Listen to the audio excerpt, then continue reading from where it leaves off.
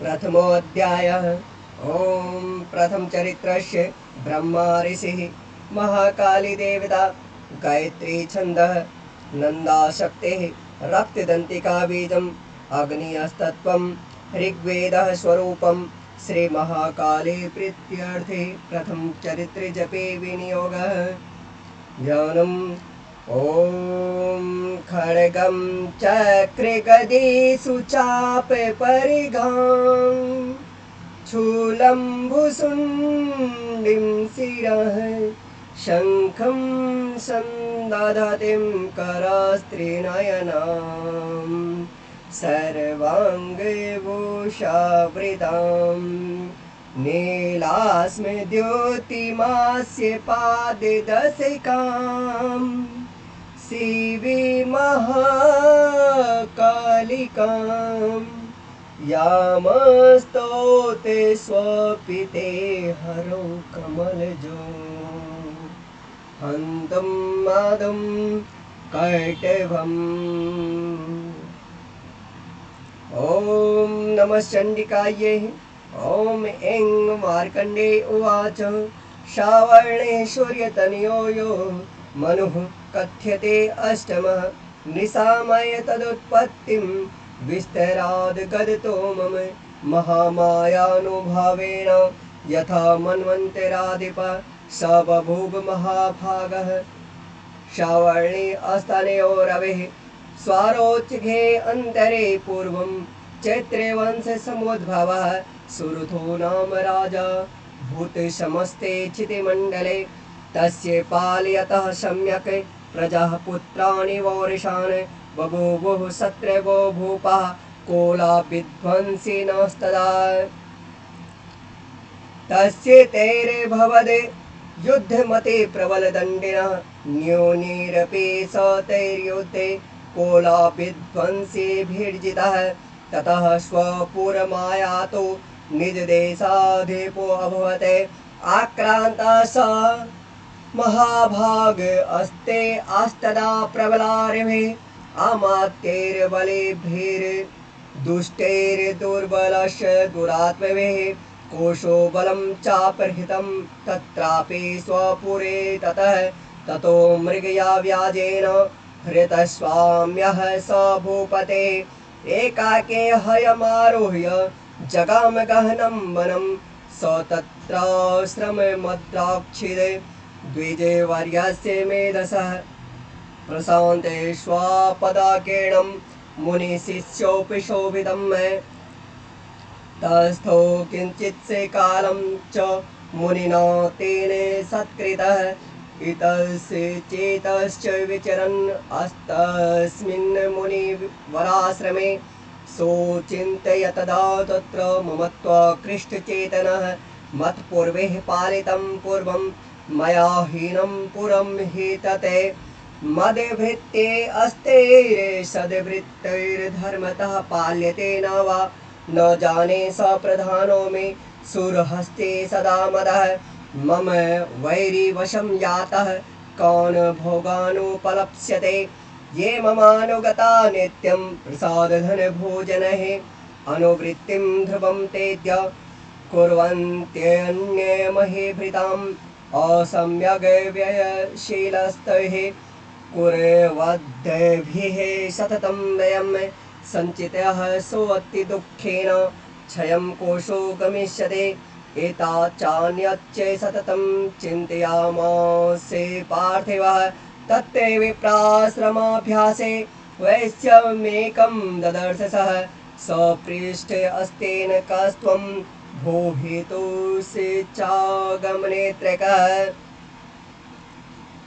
सशोक इव कस्मात् त्वं दुर्मणा इव लक्ष्यसे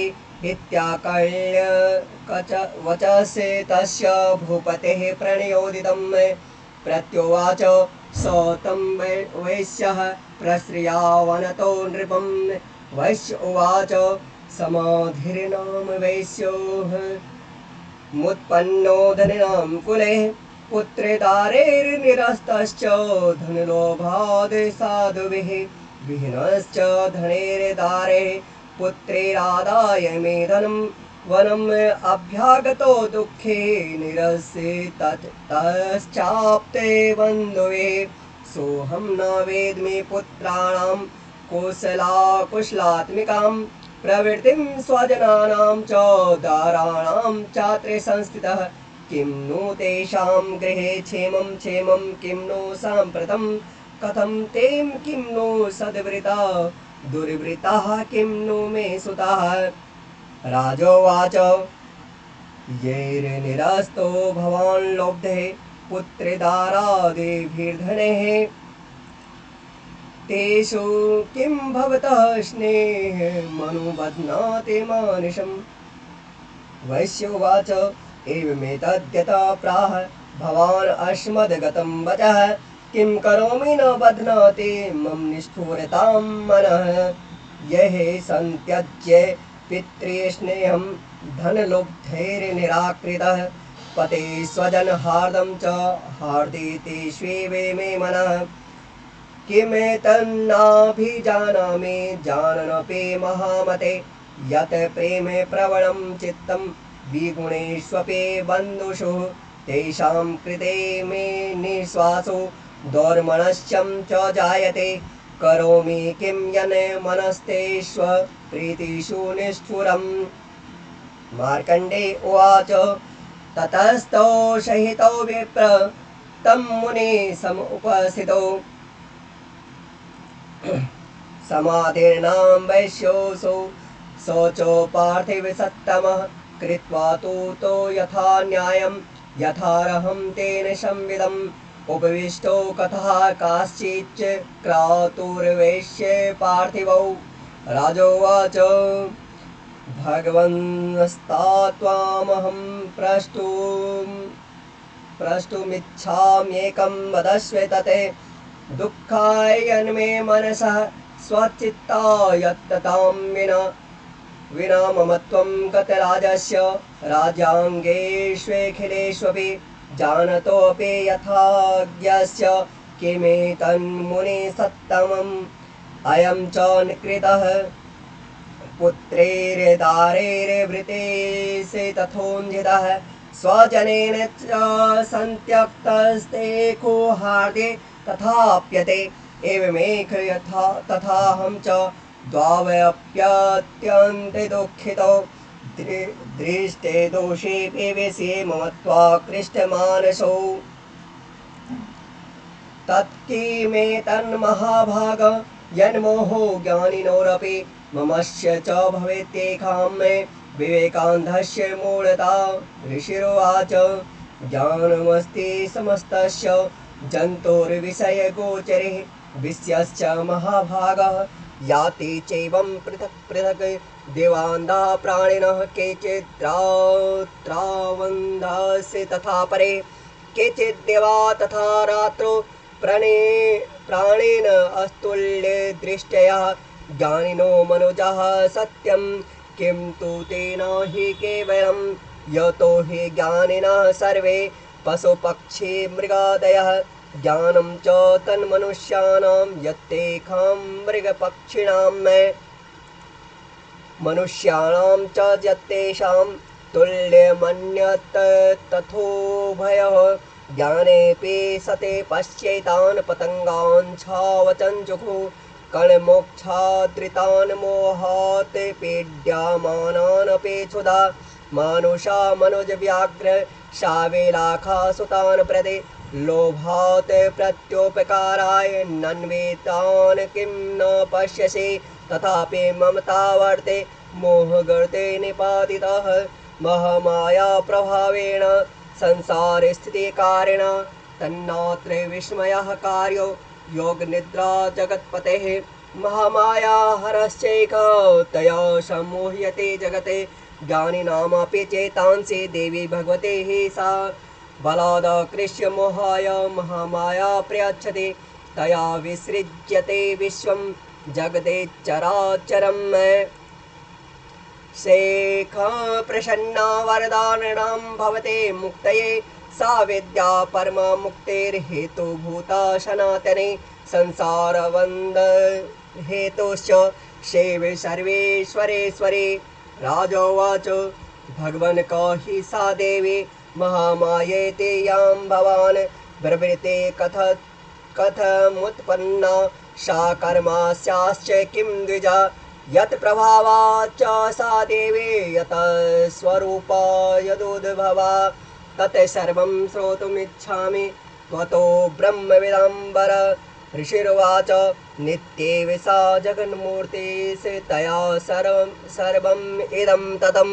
तथापि तथा समुत्पत्तेर्बहुधा श्रूयतां मम देवानां कार्यसिद्ध्यर्थम् आविर्भवते सा यदा उत्पन्नेति तदा लोके सा नित्याप्यभिधीयते योगनिद्रां यदा विष्णुर्जगत्ये कर्णविकृते आश्चर्यशेषं भजत्कल्पान्ते भगवान् प्रभो तदा द्वावशुरो घोरो विख्यातो मधुकैटभो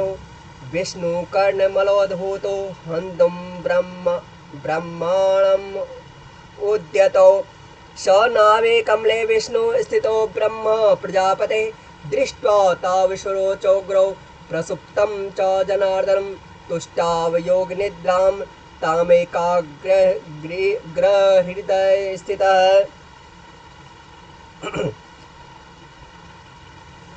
विबोधनार्थाय हरिर्हरि नेत्रकृतालयं विश्वेश्वरं जगद्धात्रे स्थिति संहारकारिणीं निद्रां भगवते विष्णोरतुलां तेजसः प्रभु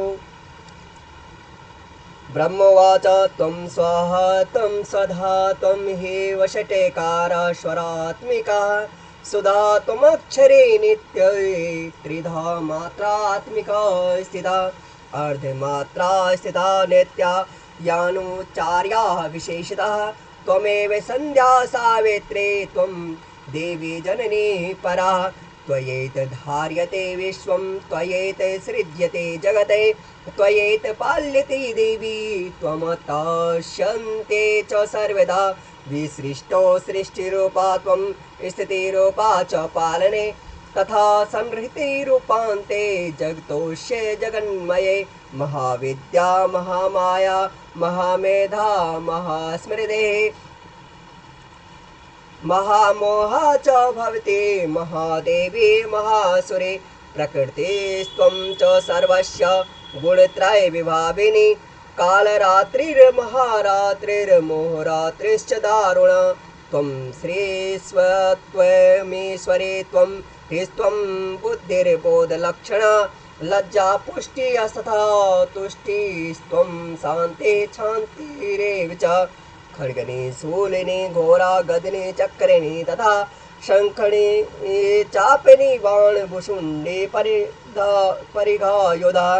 सौम्या सौम्यतरा शेष सौम्येभ्यस्तत्वति सुन्दरी परापराणां परमा त्वमेव परमेश्वरी यच्च किञ्चित् क्वचिद् वस्तु सद्वाखिलात्मिके तस्य सर्वस्य या शक्तिः सा त्वं किं स्तूयसे तदा यया त्वया जगत्सृष्टा जगत्पात्यते यो जगते स्वपि निद्रावसं नेतः कस्त्वां स्तोतु महेश्वरः विष्णु शरीरग्रहण महिमीशान एव च कारितास्ते ततो तस्त्वं कः स्तुतुं शक्तिमान् भवेत् सा त्वमित्थं प्रभावे स्वैरुदारे देवे संस्तुता मोह्येते दुराधर्षाशुरो मधुकैटभो प्रबोधं च जगत् स्वामी नियताम् उच्यते लघु बोधश्च क्रियतामस्य हन्तुमेतो महासुरो ऋषिरुवाच एवमस्तुता तदा देवी तामसे तत्रिवेदिसा विष्णोः प्रबोधनार्थाय निहन्तुं मधुकैटभो नेत्रास्य नासिका बाहु हृदयेभ्यसे ततोरशः निर्गम्य दर्शने तस्थो ब्रह्मणो व्यक्तजन्मनः उतस्थो च जगन्नाथस्य तया मुक्तो जनार्दनः एकार्णवेवेहि शयन्ता ततः स दादृशे च तो मधुकैटभो दुरात्मानां वते वीर्ये पराक्रमो क्रोधरक्ते क्षणावत्तुं ब्राह्मणं जनितोद्यमो समुत्थाय ततः ताभ्यां युधे भगवान् हरे पञ्चवर्षसहस्राणि बाहुप्रहरणो विभो तावप्यते बलोन्मतो महामायाविमोहितो उत्कवन्तो वरोऽन्वस्मतो ब्रियतामिति केशवं श्रीभगवानुवाच भवेतामद्य मे तुष्टो मम पद्याबुभावपि किमन्येन वरेणात्रे एतावद्देवृतं मम ऋषिरुवाच वञ्चिताभ्यामिति तदा सर्वम् आपोमयं जगते विलोक्ये ताभ्यां गदितो भगवान् कमलेक्षणः आवां जयेन यत्रोर्वे सलिलेन परिप्लुतः ऋषिरुवाच तथेत्युक्त्वा भगवता शङ्खचक्रे गदावृता कृत्वा चक्रेण विच्छिन्ने जघने शिरसि तयोः एवमेघा समुत्पन्ना ब्रह्मणा संस्तुता स्वयं प्रभावमस्या देव्यास्तु भूयः श्रेणु वदामि ते